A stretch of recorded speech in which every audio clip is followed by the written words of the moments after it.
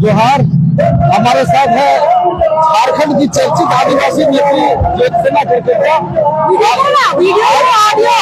आज ये यहाँ पर आई हुई है धनबाद के बिरसा मुंडा खेल स्टेडियम में आदिवासी जनाक्रोश महारैली को संबोधित करने के लिए पहुंची हुई है और पूरे सभा स्थल पर फूल जोहार के साथ इनका स्वागत किया गया। अभी हम लोगों ने देखा, तो आइए ज्योत्सना जी से जानते हैं कि क्या है ये मूवमेंट और क्या आगे इनके कार्यक्रम है। तो मैडम ये बताइए कि यहाँ आप किस उद्देश्य से आए हैं? सबसे पहले आपके चैनल के माध्यम से पूरे धनबाद वासी और झारखंड वासियों को फूल जोहार। क्योंकि विगत काफी दिनों से देख रहे हैं वर्सेस आदिवासी का जो सूची को लेकर विवाद चल रहा है, तो आज विभिन्न जिलों में उनका विरोध का प्रदर्शन आदिवासियों के द्वारा किया गया है। आज यहाँ काफी भीड़ में दिख रहा है हमारे आदिवासी भाई, संथाल भाई की संख्या, और हम लोग कुर्मी भाइयों की जो मांग है, असंवैधानिक मांग, उसका विरोध करते हुए आज प्रदर्शन कर रहे हैं। क्यों विरोध करते हैं? अगर कुर्मी आदिवासी बन जाए तो आदिवासियों को क्या नुकसान होगा? देखिए, आदिवासियों को बहुत नुकसान हो गया। ऐसे आदिवासियों को रिजर्वेशन नहीं मिला है, उनकी पिछड़ी शैक्षणिक आर्थिक सभी चीज उनकी खराब रही है काफी वर्षों से, काफी युगों से, इसलिए उनको आज एसटी सूची का आरक्षण दिया गया है। लेकिन हमारे कुर्मी भाई शुरू से ही पूंजीपति है, खेतीहार है, इसलिए उनको ओबीसी कैटेगरी में रखा गया है। तो जो चीज पहले से दबा कुचला है और जो पहले से गरीब है, इनमें हमारी प्रजाति में, आदिवासी जनजाति में जो पिछड़ा वर्ग में आते हैं, अब आप उस तबके के लोग जिन्होंने एक समय में अपने आप को उच्च समाज में रखा है, उच्च दर्जे में रखा है, जो आप उस कैटेगरी में जब उच्च समाज में थे, 75 साल आप ओबीसी में हकमारी किए और आज आप आरक्षण के कारण एसटी सूची में शामिल होना चाहते हैं, सिर्फ राजनीतिक लालच के कारण। और ये क्या बोलते हैं, ओबीसी आरक्षण को छोड़कर आप सिर्फ राजनीतिक लालच और नौकरी के लिए एसटी सूची में शामिल होना चाह रहे हैं। तो ये कहीं से भी उनका जो मांग है वो संवैधानिक नहीं, असंवैधानिक है। और इसका आदिवासी संगठन संथाल भाई हमारे धनबाद के, आप तो देख रहे हो काफी जो विरोध कर रहा है। अच्छा, ये आप जिस धरती पर है, ये धरती में आदिवासी कुर्मी एकता के लिए जाना जाता है लंबे समय तक। विनोद बाबू और गुरु शिबू सरन साहब ने मिलकर एक समीकरण किया था। तो आज ऐसा लग रहा है कि ये दोनों आज एक दूसरे के खिलाफ खड़े हैं, आमने सामने खड़े हैं। जो भाईचारगी का विनोद बिहारी महतो जी ने बोला है एक बाइट में, मुझे एसटी सूची में शामिल नहीं होना, ये सब फालतू की बात है। चंद्रशेखर महतो उनके पुत्र है। लेकिन कुछ ऐसे विगत देखिए, ये मांग इनकी रही है 2022-23 में भी, कुर्मी वर्सेस आदिवासी, बट विरोध उन्होंने किया था शांति तरीके से। तो आदिवासी भाई भी शांति तरीके से विरोध किया था इस चीज का।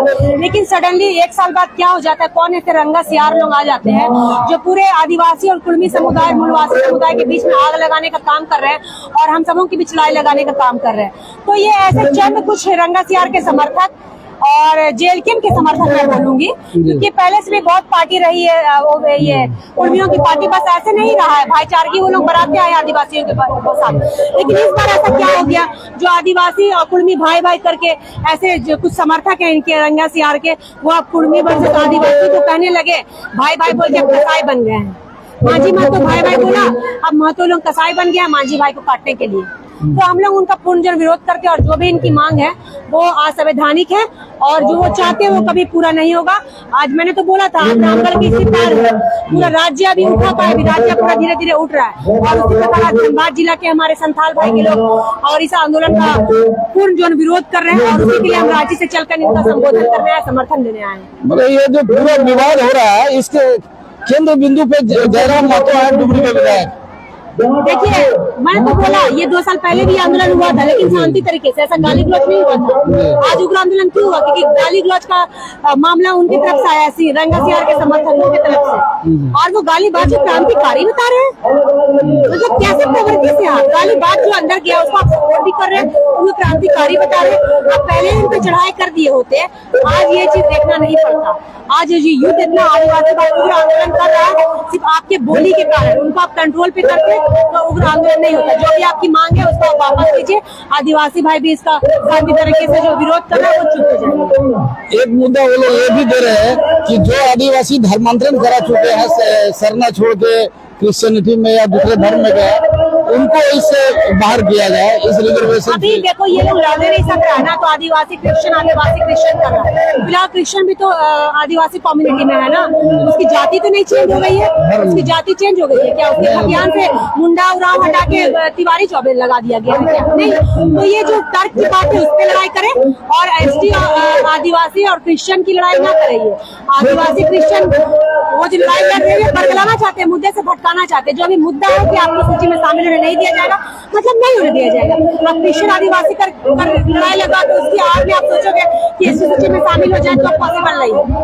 अच्छा, आप हर थाना में ये लोग केस करवा रहे हैं, ये लोग बेफिजूल फर्जी FIR करा रहे हैं, और इन लोग का गीदड़ भक्ति से हम डरने वाला नहीं है, ठीक है। ये अपना FIR एक नहीं 100 FIR करे। आदिवासी बेटी ज्योत्सना करके कभी डरी थी ना, डरी है ना डरेगी इन सब छुट्टे बुद्धे FIR से, ठीक है। ये सब क्या कर रहे हैं, इनके पास कोई मुद्दा नहीं है, बिना टॉपिक का गाली दिया। गाली तो आपके भाई ने दिया, जब अंदर गया तब FIR कर रहे हैं, उससे पहले तो कंट्रोल कर दिया होते तो ये मुद्दा आता ही नहीं। तो आप गालीबाजों को सपोर्ट कर रहे हैं, उनको बढ़ावा दे रहे हैं, आप पहले उन पे जाके कंट्रोल लगाइए। अभी भी आपके बहुत भाई लोग जेल के इनके समर्थक और इनके गंगा सियार के समर्थक लोग बहुत उल्टी पल्टी बातें बोल रहे हैं। अभी भी बोल रही हो, जाकर वो कंट्रोल कीजिए, तो उनको भी जेल जाते देरी नहीं लगेगी। धन्यवाद। ये थी ज्योत्सना